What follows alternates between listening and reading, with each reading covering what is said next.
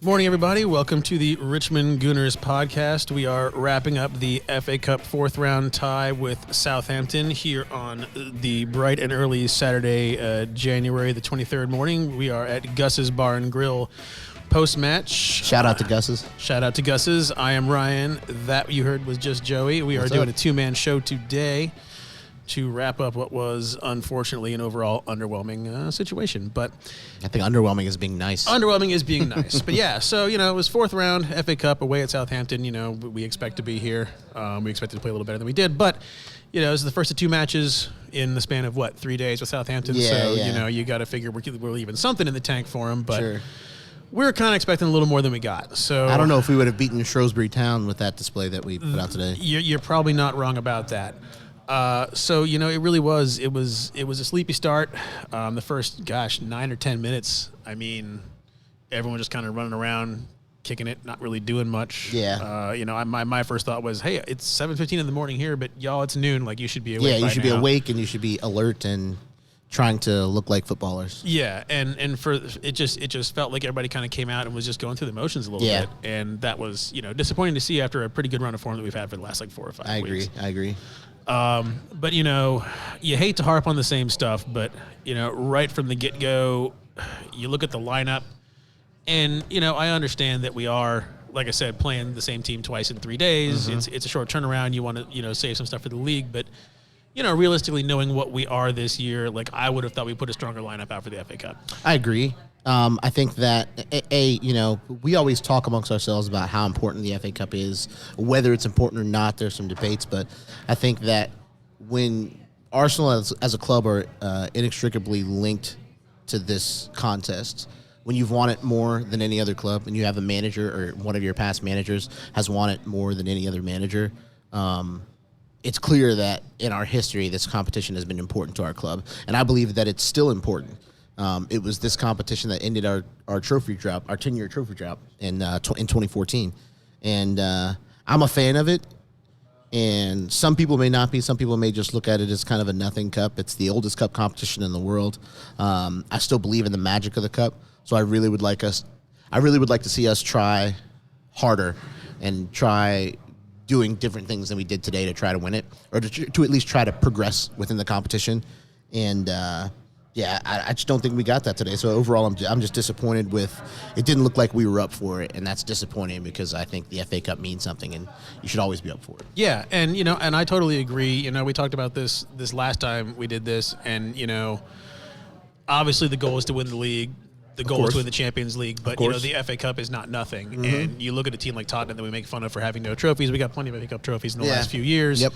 And that does mean something. So I understand squad rotation. I understand figuring that out. But a guy like Willian, I understand hate to keep doing it, too, but I don't understand Willian being seeing the pitch now. I mean, I know he's on a big wage.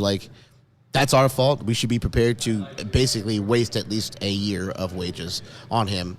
If he doesn't work out, then we can't just play him because he's on big wages and because he is a name.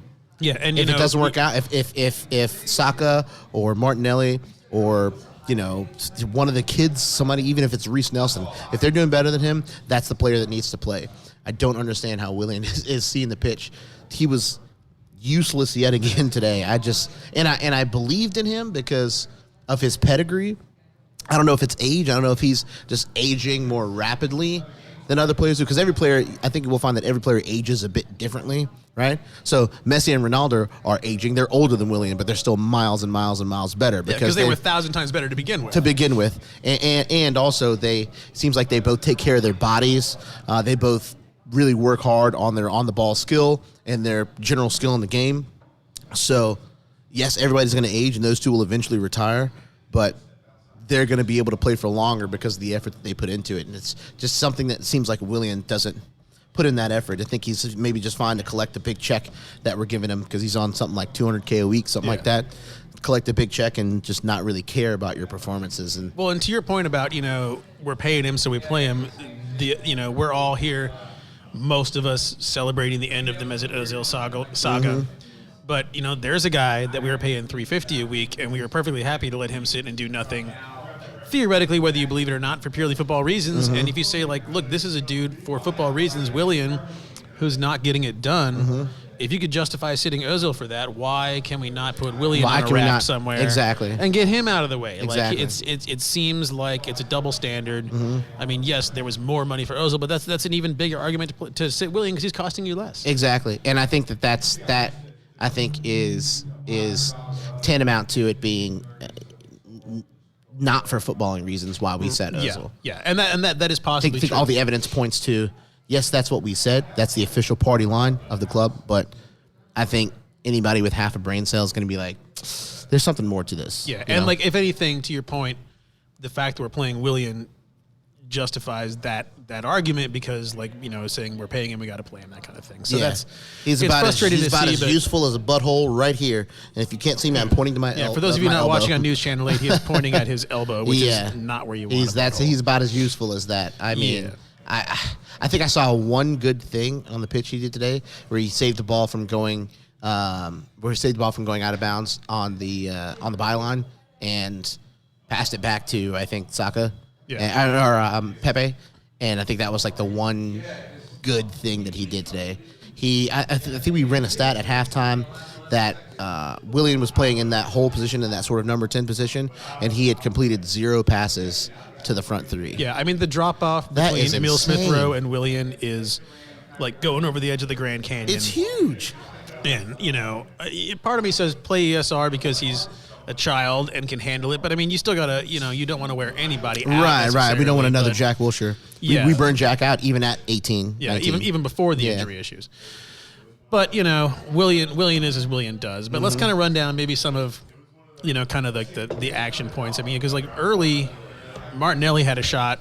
He had a chance where he was so wide open. I think to Will's point, like he was surprised that he was that wide open, and he kind of freaked out and shot it. Had no idea. Like, man, I could have settled this, taken a dribble, made some spaghetti, done my thing, and then had a shot. Like, you really wish he would have taken the time. And obviously, it's hard to put yourself in that position. Like your instinct is to put it in, but it's just like, take a second, collect yourself. Yeah, but and he's excited because he just got back off of an injury, and he's really wants to make a good impression. And I genuinely don't think he realized that he had about 6 years to take that ball down, settle it, and shoot it. I think Martinelli 3 weeks from now scores that, and it makes it look like a wonder goal. It makes it look like looks as cool as the other side of the pillow. Yeah, once you settle back into being and the jitters kind of go away. I think he's just excited to play now, and he's a kid, and he's excited to play, and even so, I think we should continue to play him.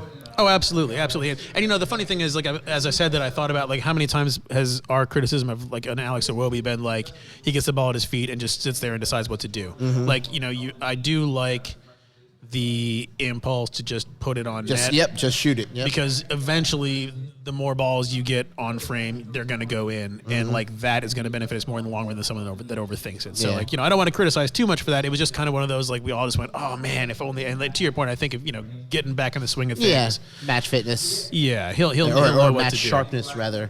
Yeah. And speaking of Iwobi, that money we got for him was one of the most brilliant bits of business this club has ever done. It truly was. I mean, when I saw that offer, I was like, you gotta take it. Yes. And I liked Iwobi. I thought he had potential. I thought there was something there, but I'm like, I would drive him to Heathrow myself for that money. Yeah, I mean, he's never going to be worth more than that. Like, you go and you take that if you can get it.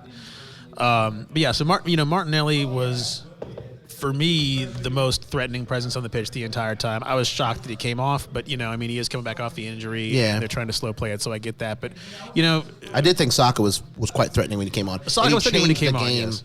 In a way that only a player like him can do. Yeah. But right behind him, even though it didn't end in result, and by the end of the game we were kind of going, do we believe in this guy, was Eddie Nketiah. I mean, he was running around, he was pressing the keeper, he was trying to recover possession, and there was a spot around the 31st minute where he's running around like crazy, getting up on the keeper and trying to, and he does manage to get all up in his face and, get the ball back and get some sort of a shot off, and there was a look on his face, he looked back at his one supporting man, Willian, who was just kind of sitting there going like, he's not going to get that, and it was just like, how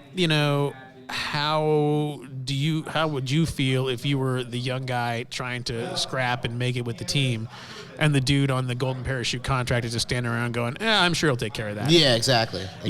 And like, I don't want to say that is like the reason for Eddie's overall lackluster performance, but he was putting in the effort early, and he kind of saw it wasn't going to pay off because he felt like he was out there by himself. Yeah. And I think the one thing that before Will left, him and I were talking about, it's you can never really fault the effort that you get from Eddie. And I always say that there are a couple different kinds of players in the game. And so there's effort guys, and then there's talent guys, and then the rare guy that's both of those things, right? Kevin De Bruyne is both of those things, right? There are some guys that are effort guys, like your Danny Welbecks, guys like that, and there's some guys that are Dimitar Berbatov. They are talent guys, but low effort guys. Eddie is a high effort player. And I think the one thing that he does that you can't teach is his positioning inside the box, especially when it comes to poaching or getting on the end of things inside the box. But when that's not coming off for him, it's difficult at times to see his worth, because in that way he is somewhat of a one-dimensional player. Right. And again, as much as people kind of bitch and moan about a player like Mesut Ozil because of his body language. He doesn't look like he's trying. He doesn't look like he wants to be out there. Eddie is a player that looks like he wants to be out there, but I argue that Eddie is not at all in good form right now. Yeah, and to draw a baseball analogy that'll be very inside the beltway for probably anybody, because I'm the only A's fan in this crowd, but Mark Ellis was a second baseman who set the overall all-time fielding percentage record in, I want to say it was 2009, and didn't win the Gold Glove because he was just always in the right place at the right time and made the plays look easy. When you had the guy, it was the Tiger second baseman won it that year. I forget his name, and he would make all these crazy plays because he'd be scrambling to catch up. Miggy Cabrera? No, he would have been. I want to say it was Polanco. It doesn't matter. Gotcha. But it was the idea being that, like, to your point, like, you can have all the effort in the world, but sometimes just having the skill and the talent to be where you need to be at the right time is more valuable. Instead of knock a guy for not showing effort when in fact he still contributes is a whole other thing. Yeah. And I would love to see, I would love to see Eddie's effort rewarded. I truly would, because he does work his butt off. But and it has been rewarded when he rushes a keeper and the keeper kicks it and hits off his boot and goes in. He's gotten several goals like that, in the last few years. But right now he's in really bad form, and. Well, and he hasn't got a lot of run. Yeah, he just gets a little bit here and there. It's hard to be in good form when you've not been playing. I hear you. But if Wolves or somebody came along and made a 20 million quid offer for Eddie, I don't know, man. I think you might take it. I'd take it, especially considering the Balogun is in the wings and wants some playing time. I think Balogun will usurp him in less than a year. Yeah, I mean, if we keep both of them. Yeah.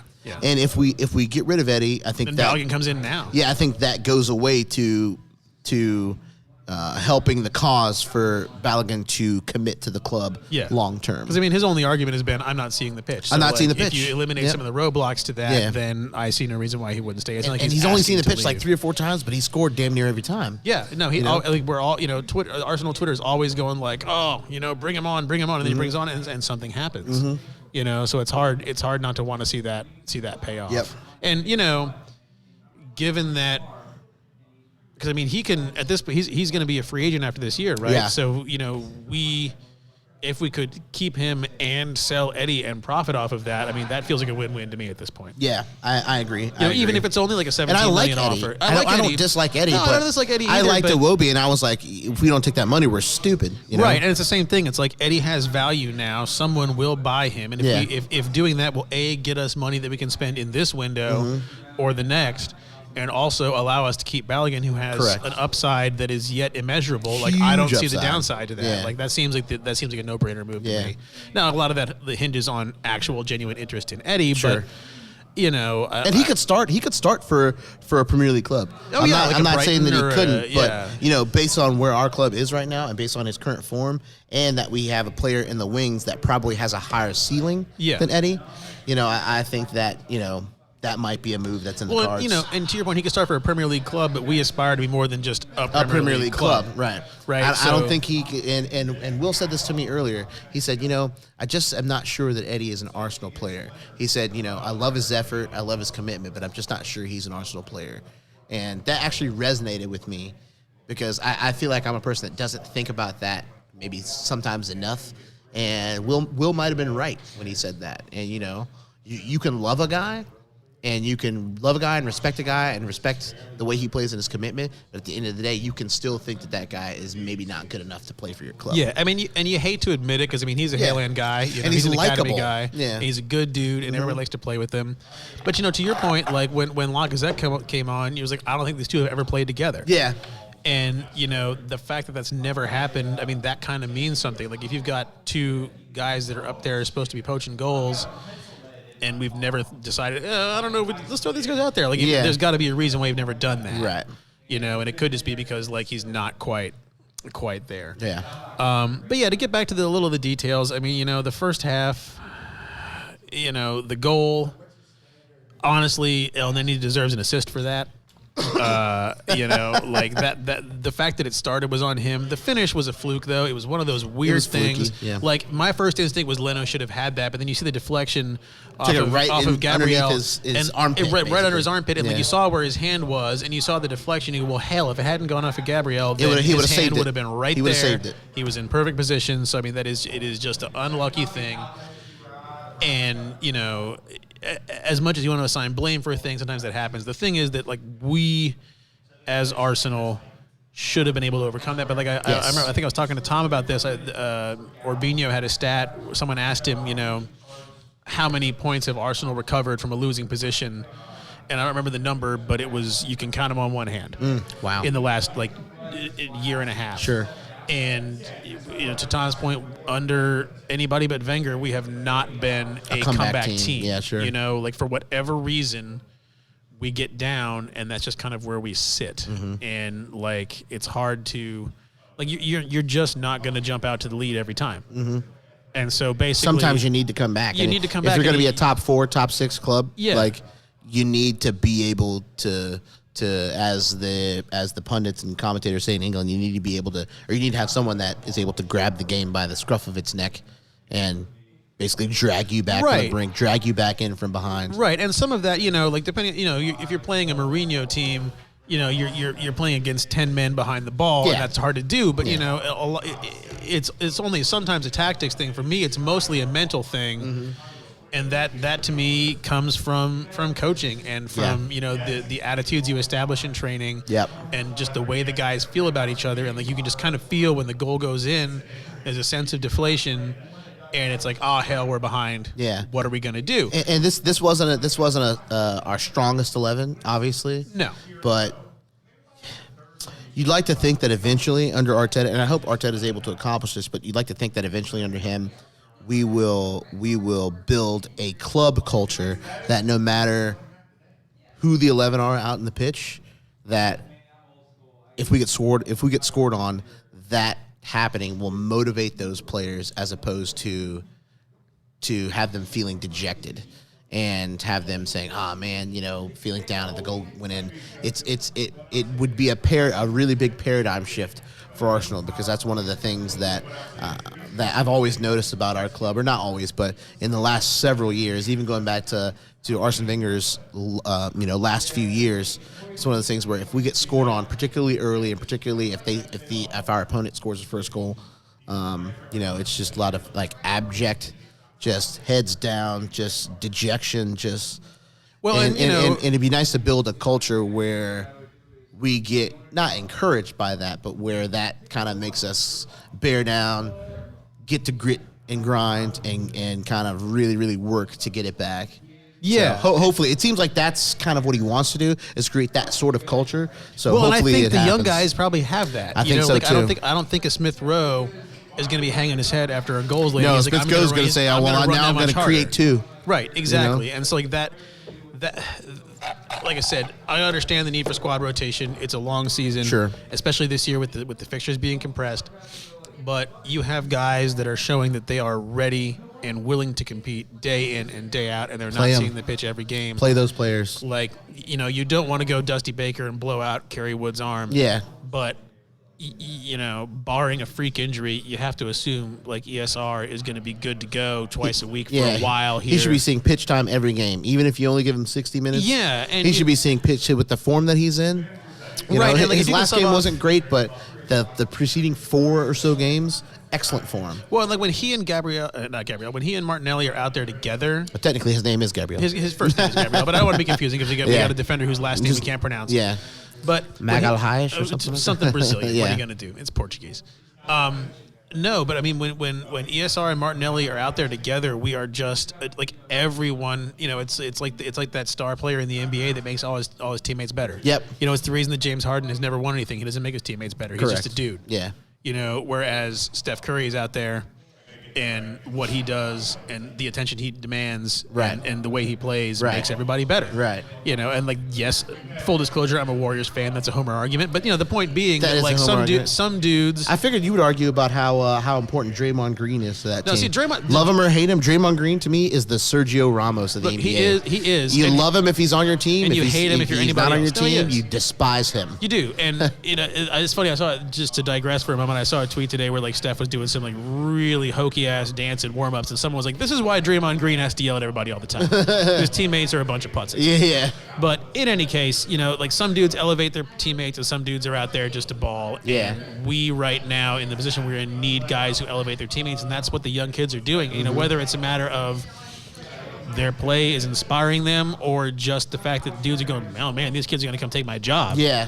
You know, whatever it is, it doesn't matter why. Like those guys being out there and doing the things they've been doing have made us a completely different squad. Absolutely. Absolutely. And they got to be out there. If we, you know, and like I think they're motivating some of the senior guys. So like your Bellerin's and players like that, or he's taking a note from Kieran Tierney. yeah, who's I mean, younger than him. and to tuck his shirt in, He's and tucking get his pants shirt up, in. you know, he's and like he's feeling getting up it. and down the wing. He's really Yeah.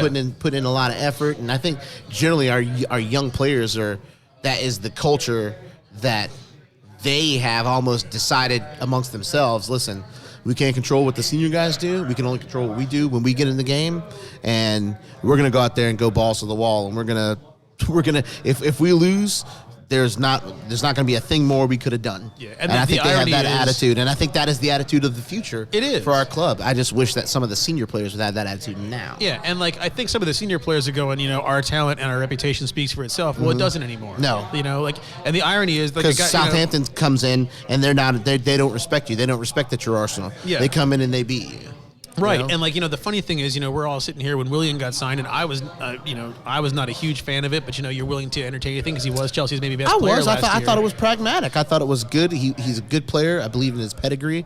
I believe in his effectiveness and the results on the pitch. But But at the same I think time, I you know, was like wrong. the one thing that I couldn't argue against was that like he brings experience and how to be the top player on a squad, which he arguably was for Chelsea last year. he was, yeah. And that the young kids could learn from his example. But it somehow is playing out in the opposite, where he is riding the laurels of his contract and stinking it kids- up across the pitch, yeah. and the kids are going, Kids are going, outplaying get him. out of my way, old Yeah, man. yep. Like, we're not doing this. Yeah.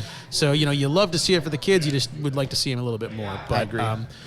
Move through the game a little bit. You know, you get to halftime, and after the goal was pretty much a whole lot of nothing. And we all said, you know, and I know I sound like a broken record, like Willian off at half. Yeah. El Neni off at half. Yep. You know, neither one of those guys. And I like El Neni. I like what he's brought to the club this year. I agree. He just had an off day. Yeah. And it's like, you got to get him out of there. And Arteta's not making any halftime subs. Yeah, And- and it's as much to help the team as it is to protect the player that's playing badly. Just get him out of there, Right, And, you don't want to insulate have him from that. Well, if you've had 45 bad minutes, you don't want someone to have 70 bad minutes and feel that much worse about Right, themselves. exactly. You know, and we like, made no halftime subs today. Yeah. Which I'm not a professional football manager. I'm in real estate, and there's a reason I do that because I know about that, and that's what I'm an expert in. So Arteta is the expert in being a coach, but for the life of me, I just can't understand why we didn't make changes at halftime. and I know that like I feel like that is overall a thing that most coaches are hesitant to do. That is the one thing I will say for Unai Emery is as soon as he came in, He made changes. if it was halftime and you'd stunk it up for the first half, your He ass was dragged on you the off of bench. there. He dragged you off You of know, there. you would be done. I Yep. mean, and you know, did it overall work out? No, but I feel like. He was at least trying to. Yeah, and like I think we could use some of that attitude, like a little bit like you didn't get it done, get out Yeah. next. You know, you might get another shot down the Yeah, road, we'll but get today, it, today you didn't get it done. You didn't get it done today. Show me something in training. It might start next time, but until then, go have a seat. We're gonna put in somebody and see what they can do because we know, like after an entire half, like unless you have just the most rousing halftime in the dressing room, you pretty much know what you're going to get out of guys. Yeah, you would need an Al Pacino any given Sunday. The inches are all around us speech. Yes, the inches we need are all around us, and those inches are on all of the giant dicks that are swinging around in that locker room. There is so much full frontal nudity. Cameron Diaz just wandering through that locker room. Through the locker room, everyone just hanging brain, flopping around. Yeah, that was I was not ready for that when I watched that movie. It's a snake pit at like age 17. Yeah. But yeah, you come out for the second half, and we again looked a little bit asleep. Gabrielle fell asleep on the first attack, and the post saved us. I mean, honestly, you talk about man of the match. We joked about it, but the post. Yeah, the woodwork. I mean, no one really. I don't know who I'd pick out from our squad. And honestly, Cedric Suarez. I think he played better than everybody else, and quietly probably. We like to shit on him here, but I've always maintained that he's a good player. I mean, I'm not going to sit here and say start him over Bellerin, but I also won't shit on him. Yeah.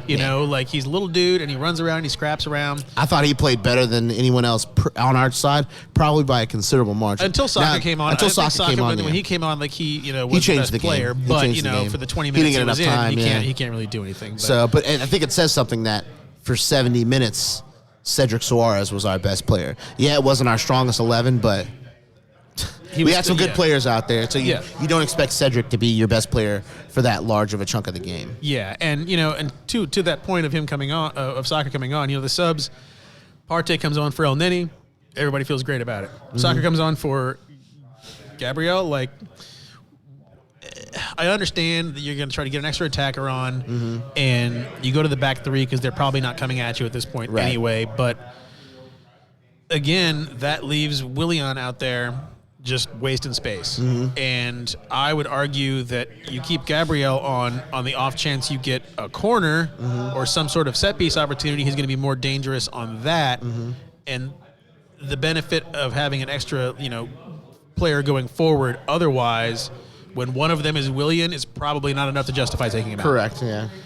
So that was a bit of a head scratcher for me. I mean, obviously we didn't concede anything after that, so it's not like it hurt us defensively. I just feel like we could have gotten the pitch more fluid and gone after the win a little bit more tactically by getting Willian out of there. Yes, exactly. But even after all that happened, and again, we've said that Eddie's been out of form. I mean, he had probably the best chance of the whole game. I mean, it was saved by about the hangnail on the goalie's foot in the 67th minute. And again, we shouldn't be in the position of needing a streaker goal like that. Right. But that was our shot, and good on him for getting it in there, and a hell of a play by the Southampton keeper. Yes, to keep that Fraser Forster. Yeah, big 6'20" mofo. Yeah, I mean when you're that big, your toenails stick out pretty far. Yeah, exactly. That. But it was still great positioning on his part, and great work to get out there. And then Lacazette coming on, it was that needed to happen. With nobody else really attacking to bring on. Yeah, let's Eddie go for not it. Having a particularly great game besides that great run that he made in the 67th minute. But again, you bring him on for Bellerin, and it's one of those like. Willian is still out there. Like you had two chances to get him out of the way. Lacazette and Eddie Nketiah in at the same time. And for me, tactically, I'm like, does this even work? I guess you're just at this point you're just saying, hey, somebody poached something. Yeah, and maybe they've played together in training. Maybe they've worked on it. But we don't know. To your point, we've never really seen it, actively in a game, and so you wonder like, what's going on there? And for me, it was just a lot of head scratching managerial decisions. And to your point, I'm an audio engineer. That's why we're doing this podcast. Right. I know how to do that. Right. I'm not a football manager either. That's what your expertise is. But it just feels like it wasn't really being managed aggressively to win this game. It was like, well, we'll throw these dudes out there. We'll see how this goes. It doesn't work out. We'll try something else. And my point being that, yes, I'm in real estate. Yes, you're an audio engineer. Those are our specialties, and we're both very good at those things. But also, I consider us both to be pretty smart people, and I think neither one of us can figure out some of the tactical decisions at times. Yeah. And why that could possibly be a solution to bring us a result in a game. Yeah, and it's like when happening. The argument that he made, a month or so ago, where it's like we're going to keep crossing the ball and they're going to go in. It's like, well, that's the definition of insanity, trying the same thing over and over again, different results. Hope for different results. It's like you need to play, straight up the middle with some energy and creativity. And once we did that, what do you know? We started scoring. We bring in ESR, games. an actual natural number 10, and he's balling out, and we're like, this is what happens when you play a creative number 10. Right. Aubameyang scores a couple goals. Our strikers and our front three start scoring, and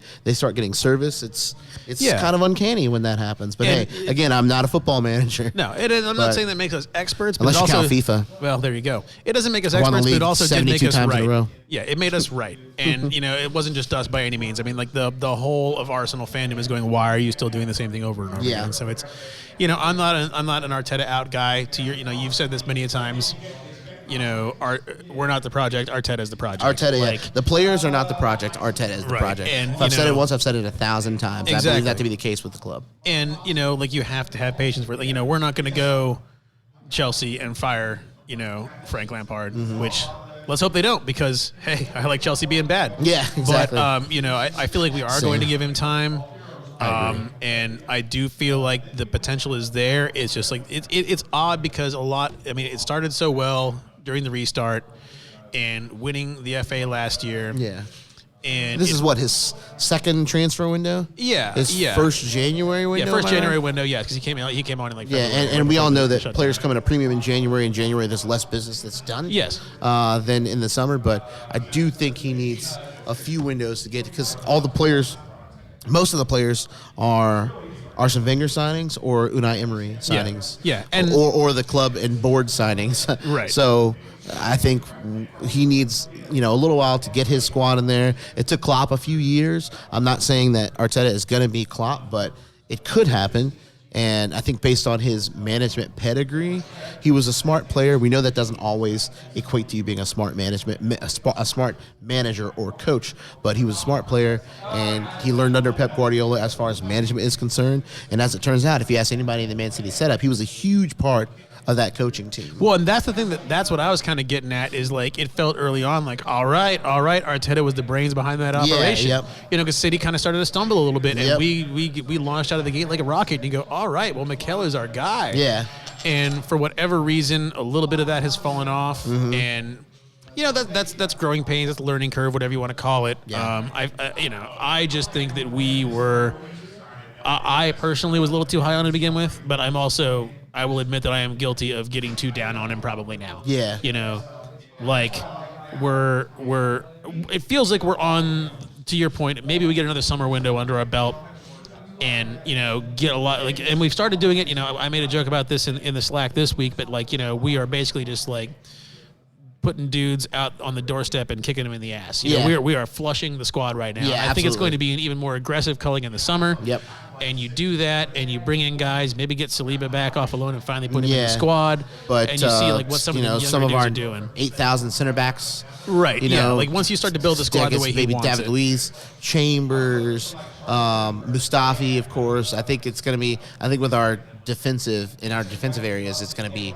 We're going to see a lot of stuff happen in the summer as far as outgoings. And the most glaring need is the need for ESR has been doing so well, and he's in good form, but the most glaring need is for another 10. Really elite, bordering on world-class number 10 style player, creative midfielder, or an 8 that is good enough to do both. But, Kevin De Bruyne is not for sale. No, he is not. You know what I mean? Well, and the thing is, to our point about ESR being young and can play, yes, but you still need more than one dude who can do that. Right, exactly. No one player, no matter how young, no matter how healthy, no matter how virile, is going to run every game 90 minutes. You have to have another guy that does that. And, to that point. That's Liverpool's midfield right there. Right, yeah. They got three stallions. Real Henderson, Madrid. Fabinho, and Wijnaldum. Yeah, or you look at Madrid, and they've got all the midfielders in the world. The quality of those guys. Right. David Ceballos is on loan with us because you can't get a look in behind Cruz and Modric, who are two of the top five in the world. Yeah, they sent Bale back. It was like, get out of here, Gareth. We don't need you anymore. A player of that quality, they sent him back to his old club. But, to me,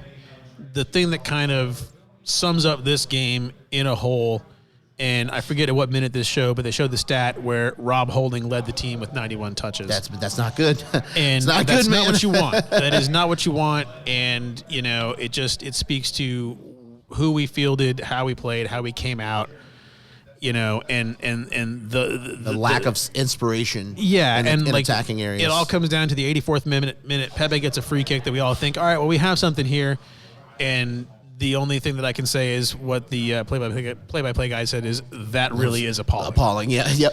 Like that is just, it is just the sheer just womp womp womp sound of your hopes of the game. Exactly. Going 20 feet over that was the the goal. game. That was our part of the game, or that was Arsenal's game in microcosm there. That one free kick, it was like, yep, that's how today has gone. Yeah. You know? And we know Pepe. We know he's got a magic wand, a really quality left foot, and it's just like all the quality that we had. Yeah, it wasn't the strongest 11, but there was some definite quality out there, and all the quality we had, we just couldn't do anything. Couldn't manufacture anything. Yeah, it didn't account to anything because we couldn't just put it all together. Yeah. But ultimately, the game ends 1-0 to Southampton, and look, we got 14 FA Cups under our belt. Would have been nice to get to 15. Yeah, we'll get there. It just ain't going to be this season. We'll get there. It won't be this year. And honestly, at this point, given the compressed nature of the season, I don't necessarily hate reducing the number of fixtures we have. Yeah, I mean, like, would you like to have won some silverware this year? Absolutely. Yes. Now, we still can in Europa League, theoretically. But, to have it's always nice to really stay need to win that. Yeah, we really need to we need that backdoor Champions our League way into money. Champions League. Yeah, if we get that Champions League money, we're in a separate. I can't wait for the summer if we win the Europa League. Yeah. That's going to be a good time. It's just going to be like, hey guys, you get that Champions League playing time you all want so Yeah. bad. So who wants to come here now? Yeah, Balogun will stay. Hey, I want to play in the Champions League. Of course, he'll say that. Yeah, You know what I mean? Of course. And so that there's Maybe hope for that. Awar, maybe somebody we're looking at. Yeah, but Odegaard. ultimately, We hope we get him in the next couple days. I mean here. that feels like it's right there on the edge. It's just a matter does. of signing the line. I rate him very highly. So. But in the end, I think this year is still a rebuilding year. It is. Not wearing dudes out during that. To me, is a thing that it's not what you want, but it has some value. Sure. I agree with that sentiment. So it's not where we wanted to be at the end of this game today. We all got up very early for it, and it's not what we were looking for. Yeah, we shouldn't have. But, it's what happened. So, anywho. Back with Southampton on Tuesday. We are back with Southampton on Tuesday, and you assume we're going to have some pretty heavy squad rotation, get ESR back in there, start Agreed. Saka, be ready to come out and win one and get back on track in the Premier League. Hopefully so, man. Hopefully so. Hopefully so. We will be here at Gus's Bar and Grill for that. Well, I won't be, but I'm sure somebody will be because I'm under the constant yoke of my employer. I'll be here. All right, then. Well, hopefully we will see you all here, those of you who can make it, and we'll be with you next time. Have a good one, everybody. All right, guys.